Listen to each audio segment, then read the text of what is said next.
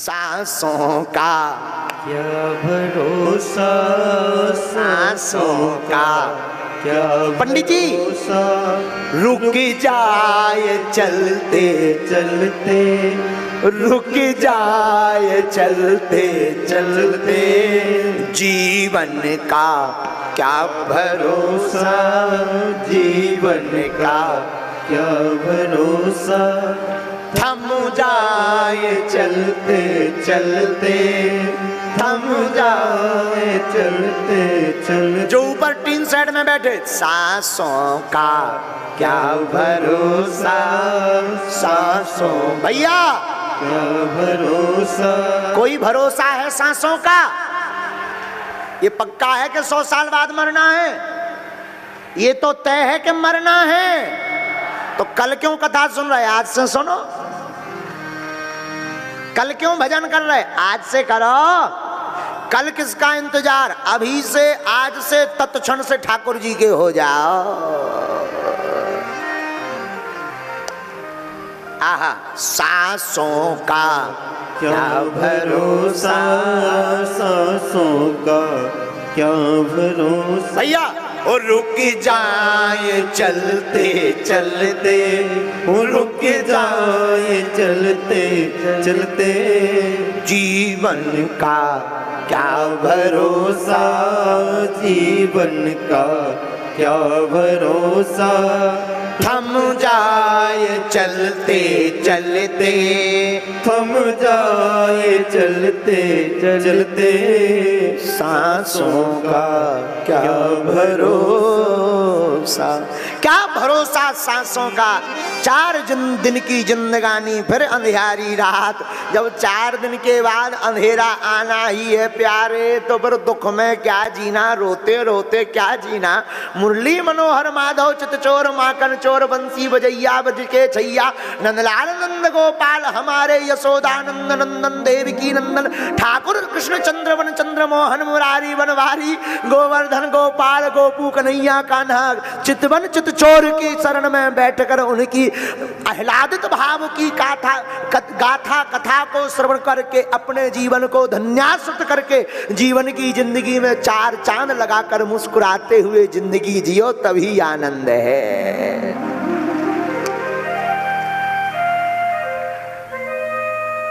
तो व्यास जी भगवान की बाल लीलाओं का वर्णन करो। अब बाल लीला है, अरे भगवान की कोई लीला हमें पता ही नहीं कहां से करें। अरे परेशान मत दो, भगवान पर छोड़ो। देखो कुछ चीजें भगवान पर छोड़ देनी चाहिए, कुछ नहीं सब। ये बात भी बहुत समझने योग्य, विद्वान लोगों को समझ में आएगी, ध्यान से सुनना।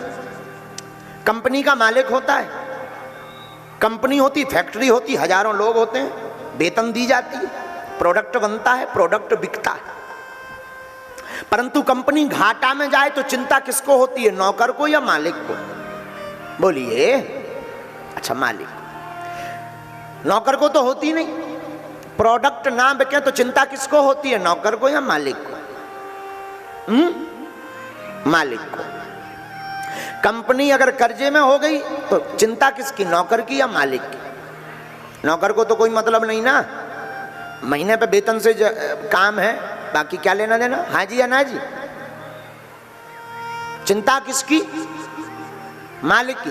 हम लोग भी गलती कर रहे हैं, अपनी जिंदगी के मालिक खुद बैठकर बन जाते हैं तो पूरी चिंता खुद जिंदगी भर स्ट्रेस डिप्रेशन बोझ में जीना पड़ता है। अपनी जिंदगी के मालिक मन मंदिर में अपने गुरुजी को, अपने ठाकुर जी को, अपने हनुमान जी को मालिक बना दो, खुद उनके सेवादार नौकर बनकर रहो, सारी टेंशन राम जी की हो जाएगी, तुम मुस्कुराते हुए जिंदगी जियो।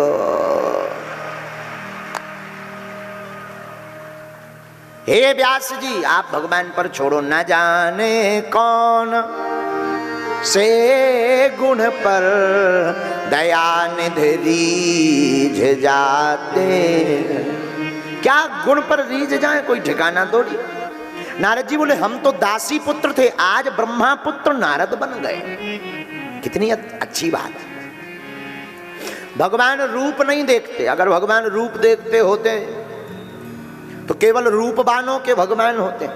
अच्छा, भगवान गुण देखते होंगे। अगर भगवान गुण देखते होते तो जो हाथी को भगवान मिले गज को, उसे कहां से मिलते? वो कौन सा गुणवान था, कौन से स्कूल में पढ़ने गया? अच्छा, भगवान धनवान को मिलते हैं? अरे नहीं नहीं नहीं, गलत बात।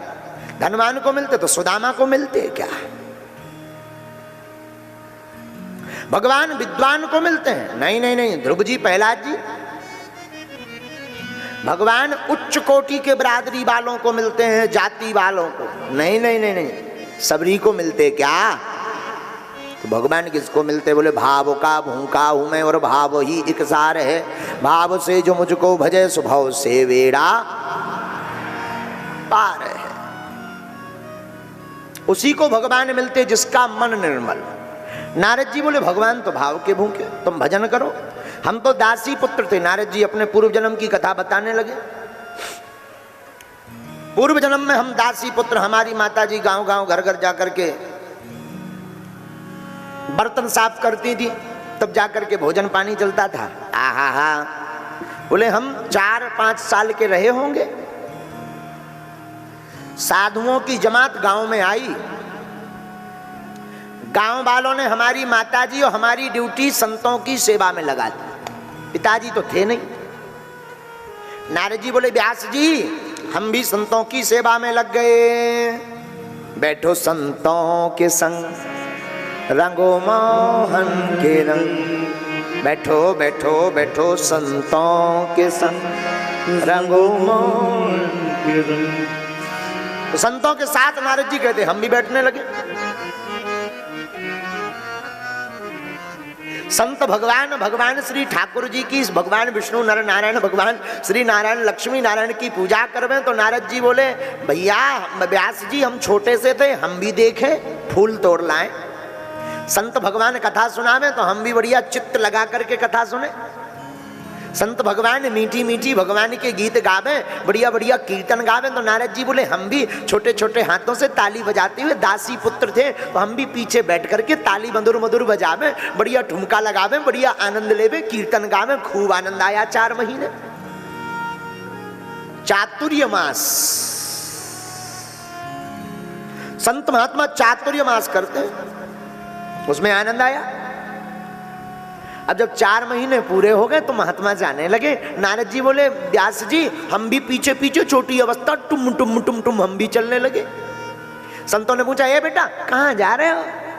महाराज जी हम तो आपके साथ चलेंगे। बेटा तेरी माता जी देखेगी नाराज हो जाएगी, कहेगी हमने बाबा जी को सेवा में लगाया, अब हमारे लड़के को बाबा ही बना के ले गए। और माताओं को सबसे बड़ी प्रॉब्लम है बाबा की। बेटा चोर बन जाए, डकैत बन जाए, कोनो टेंशन नहीं, बाबा बनना बन पाए। हाँ, माताओं की सबसे बड़ी चिंता, सबसे बड़ी परेशानी। इसीलिए बेटा तू लौट जा, बाद में तुम्हारी माता जी आज्ञा दें तब आना। नारद जी बोले हमें तो पता ही था कि माता जी को आज्ञा नहीं देनी है। महाराज जी तब तक कोई उपाय? नारद जी बोले महाराज संतों ने, हम छोटे से थे, हमें उपाय बता दिया। बेटा ये माला लो, भगवान का भजन करो घर पर बैठ करके, जब माता जी आज्ञा दे दें तब तुम हमारे पास आ जाना। और इतना कह करके वह सभी महात्मा चले गए। और जैसे ही चले गए तो नारद जी कहते कि हम जो है घर पर वापस आए। व्यास जी घर पर आए तो माता जी बैठी थी। अब तो हमारा मन संतों के प्रभाव के कारण भगवान के भजन में लगने लगा। दिन ना रात अब तो हम भगवान के नाम की माला लेवे, 24 घंटे एकदम लगे माला, लगे माला, लगे माला। और जहां माला जपना शुरू किया सोई माता जी की दिल की धड़कन तेज हो गई। हे भगवान कहूँ हमारा लड़का बाबा ना बन जावे। माता जी को चिंता हो गई। घर में एक ज्योतिषी आए, सोई हमारी माता जी। नारद जी बोले, पूछने लगी महाराज बताओ हमारे लड़का का विवाह कब होगा, शादी कब होगी? नारद जी बोले व्यास जी हम भीतर बैठे बैठे सुन रहे थे, हमारे कान में आवाज गई कि माता जी तो एक लफड़ा और फंसावे वाली हैं, शादी करवे वाली हैं। हम तो सोच रहे कब माता जी की टिकट कटे, कब हम संतन के पास जावे। और माता जी तो घरे में एक और घंटी डालने वाली है, शादी। और शादी इतना खतरनाक विषय है, जिनकी हो गई उनसे पूछो, हाँ बे भी रो रहे, और जिनकी नहीं भाई बे अलग रो रहे, अर्जी लगाऊ फिर रहे, पर्चा बनवाऊ फिर रहे कि कौन से साल में हुई है। आओ आओ आओ, बोलो सीताराम, जोर से बोलो। जिनकी हो गई बे रो रहे। और शादी में पहले साल तो बढ़िया रहता है, पहले साल लगती है चंद्रमुखी।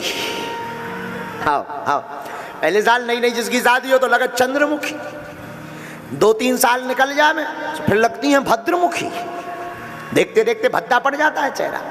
तो पहली साल चंद्रमुखी, दूसरी साल भद्रमुखी, हो जहाँ 4-5 साल भय और हल्के हल्के से पिया पप्पू पुआ भय। तो पहले साल जो चंद्रमुखी, दूसरे तीसरे साल जो भद्रमुखी, वही पर ज्वालामुखी नजर आती है। बोलो सीताराम। मतलब ये बात हमने तुम लोगों की नहीं बताई, विदेशी तुम्हारे तो बहुत अच्छे हो, बस तुम लोगों का सीरियस गंभीर मैटर है। प्रताड़ित तो तुम भी हो पर बोल नहीं सका था। अच्छा, शादी के बाद कौन कौन खुश है? हाथ उठाओ।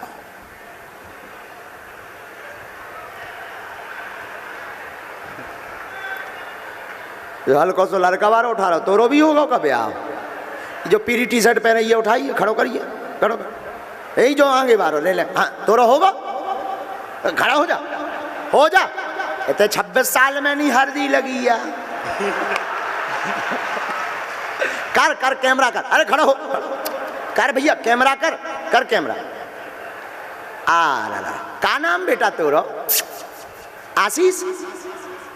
राजा कहाँ को आए थे? कैमरा में दिखाइए।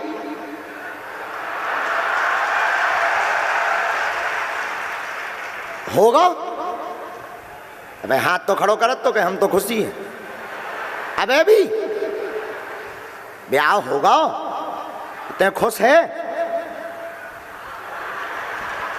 हमने जवाब पूछी थी बेटा कि जिस जिसका विवाह हो गया कौन कौन प्रसन्न है वो हाथ खड़ा करे। तुमने 2 ही मसक देते ऐसे। तुमने दोनों उठा दिए, दोनों उठा दिए थे।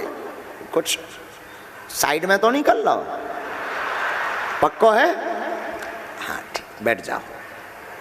अच्छे बच्चा हो आशीष। हम तो विनोद कर रहे थे, विनोद मतलब मौज कर रहे थे, तुम फंस गए सो। तुम हाथ ना उठाओ। तो कौन कौन अपनी शादी से बहुत खुश है? देखो ई चक्कर में ना उठाइयो कि बगल में देवी जी बैठी हो तो घरे जाके तुम्हें बिल्ला चिमटा बेलन चिमटा की होने हो, सो डरन के मारे उठाऊ तो। वैसे सब सीरियस केस हैं, वो तो हमने पहले ही बता दिया था।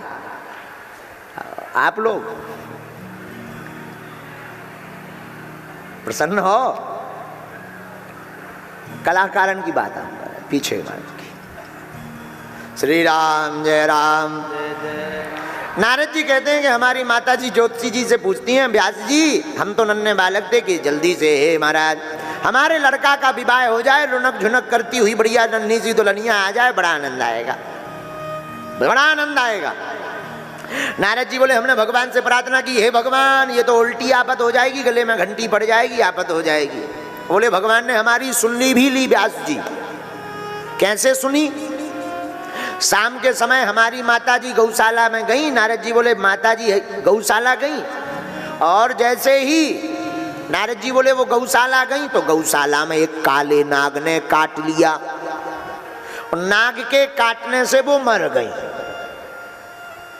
गांव वालों ने आके बताया बेटा तुम्हारी माता जी मर गई। नारद जी बोले हमें इतनी खुशी भई कि नच लिया जाए, ठुमका लगा ले, झूम के गा ले।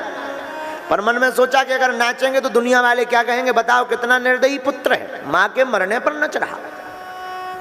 भगवान को धन्यवाद दिया, जितनी संपत्ति थी सब अंत्येष्टि क्रिया में लगाकर, ब्राह्मण भोज, विप्र भोज, साधु भोज करवाकर, अनुग्रहम मन्यमानः प्रातिष्ठम दस्म उत्तराम, भगवान का अनुग्रह मान करके जिस उत्तर दिशा में महात्मा गए थे हम भी उसी दिशा में चल पड़े। अनुग्रहम मन्यमानः लेकिन महात्मा तो कब के गए, मिले नहीं। स्नात्वा पीत्वा हृदय नद्या उप सृष्टौ गतश्रमः। वन में जाते जाते प्यास लगी तो एक जगह हमने बढ़िया जलपान किया। व्यास जी जलपान करके थकावट आ गई तो एक वृक्ष के नीचे बैठ गई। और वृक्ष के नीचे बैठ करके भगवान का ध्यान करने लगे। और जैसे ही ध्यान किया तो हृदयासीन में सनेरहरि, वह भगवान चित्तचोर जो सबके चित्त को चुराने वाले मुरलीधर छलिया मोहन गिरधारी हैं, वो नारद जी बोले हमारे हृदय पटल में प्रकट हो गए।